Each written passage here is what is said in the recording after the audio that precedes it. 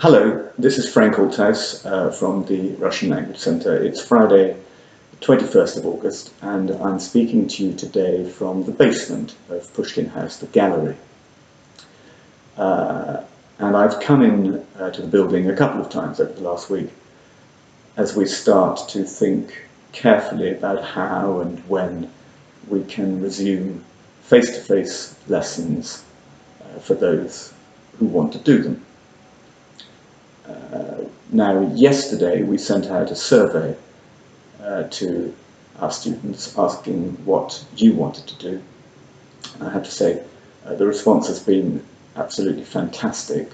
We've had more than 200 replies in the last 24 hours.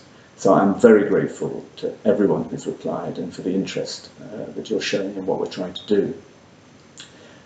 One of the things I said in the survey, which I want to repeat now, is that we are not going to oblige anyone to have face-to-face lessons, whether they're individual students or group students or indeed teachers. Now, I've come in with my tape measure. I've been in various rooms and trying to work out what can go on. And the truth is that most of our teaching rooms at the top of the building aren't suitable for group tuition. There are two ways a group can be set up. We've always done it around a table. Schools are being encouraged to set classrooms up in a more traditional format, and that's what you can see behind me, if at least you imagine that there are more tables than there are. But we've got 9 chairs in this room. They're 2 meters apart.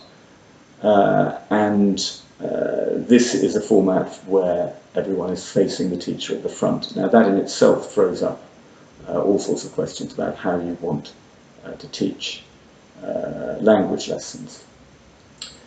But the conclusion that I've reached so far is that as far as individual tuition is concerned, I'm confident that we can give face-to-face lessons to those who want them in a way that complies with all guidelines and is as safe as we can make it. Groups are a different matter, and there are 2 reasons. One is, as I've mentioned, the size of the rooms. The other is that because we want to make sure that people are going to be able to continue to attend lessons remotely, if that's what they want to do, we're looking at some kind of a mixed setting where there might be the teacher and some students here in the room and other students attending remotely. This has obviously technical implications. The eagle-eyed amongst you will realise that this setup, while it may well allow someone at home to view the students in the room, is no use at all for seeing what the teacher is saying. So you'd obviously need another camera facing forward towards the teacher. But there's more than that. You have to work out what to do about the whiteboard. It could be done, we think, reasonably easily, rather in the way in which we do lessons at the moment via Zoom, so that there is a virtual whiteboard that is being operated by the teacher on a laptop in the room and being projected up onto the wall for those who are in the room, and which is being transmitted to people's laptops at home.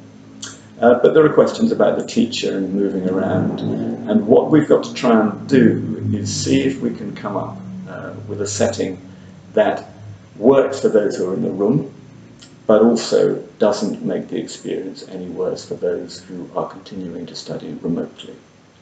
So we're probably going to experiment a little with that over the coming months, because in any case, it's very much a long-term ambition to make sure that even when we're all safely able to congregate in a room together without any concerns, we're still able to offer remote attendance as an option on an occasional basis. I will be going through the results of the survey after the weekend, and will contact everyone then. Until then, thank you very much for listening, and we will have more news about what our plans are before the end of the month. Thank you.